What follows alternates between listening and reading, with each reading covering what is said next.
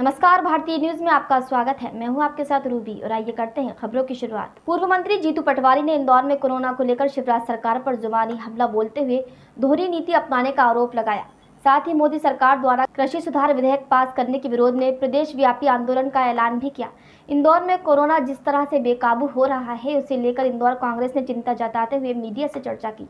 इस दौरान पूर्व मंत्री जीतू पटवारी ने कोरोना संक्रमण को लेकर कहा कि लोग मर रहे हैं, अस्पताल में जगह और दवाइयां नहीं हैं। जनता मध्य प्रदेश की देखें, 30% लोगों के पास अनाज की खाने पीने की 30% परिवारजनों के पास प्रदेश में परेशानियां आने लगी हैं। मैं मानता हूं कि राव में जहां पिथमपुर काम करने वाले लोग थे, घर बैठे हैं पिछले 6 महीने से। आप चाहे तो सर्वे कर सकते हैं। मैं चुनौती देता हूं सरकार को। एक टाइम भोजन कई परिवार के लोग, कई सैकड़ों परिवार के लोग करने लगे हैं। ये देश की आज़ादी के बाद पहली बार अवसर आया है। एक टाइम भोजन कई परिवार के लोग करने लगे हैं। पिड़वाई का किस्सा अखबारों में देखा, एक दंपत्ति दूध के पैसे नहीं थे तो आत्महत्या कर, ये स्थिति बनने लगी है। मैं मानता हूं सरकार ने सजग होना चाहिए। प्रशासन ने फिर से शासन जनप्रतिनिधियों के साथ मिलकर सार्वजनिक वितरण प्रणाली से राशन वितरण कराने की प्रोसेस करनी चाहिए। कांग्रेस पार्टी इसकी मांग करती है। मैं इन सब बातों के साथ सांवेर में जो आयोजन सरकार, प्रशासन और ये हठधर्मी मुख्यमंत्री कर रहे हैं, इसका हम विरोध करते हैं। मैं मानता हूं कि इससे कोरोना और फैलेगा। जीतू पटवारी ने सांवेर में सिंधिया शिवराज की सभा को लेकर कहा कि सरकार प्रशासनिक अधिकारियों को भीड़ लाने के लिए टारगेट दे रही है। भाजपा सरकार अपने राजनीतिक स्वार्थ के लिए किसी की भी बलि दे सकती है। आर्थिक रूप से संपन्न आदमी हॉस्पिटल में है तो उसको बोलते हैं ये दवाई का पर्चा आप लेके आ जाओ। जो सरकारी इलाज जहाँ रजिस्टर्ड हुआ उसमें ये हालात हैं।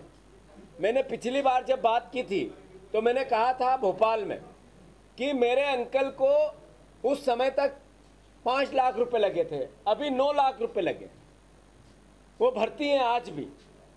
मैं मानता हूं ये मेरे घर की खुद का एक उदाहरण दिया। ऐसा सब मेरे परिवार के लोग हैं। इलाज के अभाव में, दवाइयों के अभाव में लोग दम तोड़ रहे हैं। एक आंकड़ा आता है संक्रमित लोगों का, लगभग 524-25 लोगों का आज आया कि कोरोना से मृत्यु हुई। पर शमशान घाटों की जब लिस्टिंग करते हैं तो इससे 5 गुना ज़्यादा, 500 से 5 गुना ज़्यादा, करीब 2500 लोगों के आसपास का आंकड़ा निकलता है जो शमशान घाट में मृत्यु हुई है। ये प्रशासन की नीति बन गई कि संक्रमण से को किसी प्रकार से रोकना नहीं है, पर आंकड़ों को दबाना है, आंकड़े बताने नहीं है। इस सरकार की नीति है, लोग मर रहे हैं तो मरने दो, पर हम बदनाम नहीं होना चाहिए, सरकार और प्रशासन बदनाम नहीं होना चाहिए। ये एक सोच बन गई।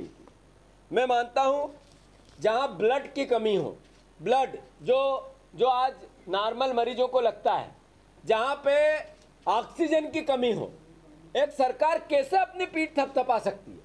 कैसे ये कह सकते हैं कि हम सही तरीके से लड़े? जीतू पटवारी ने प्रदेश में दिवाली तक 5 लाख लोगों के संक्रमित होने का अनुमान जताते हुए इंदौर वासियों से सोशल डिस्टेंसिंग की अपील करते हुए रक्तदान और प्लाज्मा डोनेट करने की गुहार भी लगाई है। खबरों में फिलहाल इतना ही। ताज़ा अपडेट के लिए देखते रहिए भारतीय न्यूज। नमस्कार।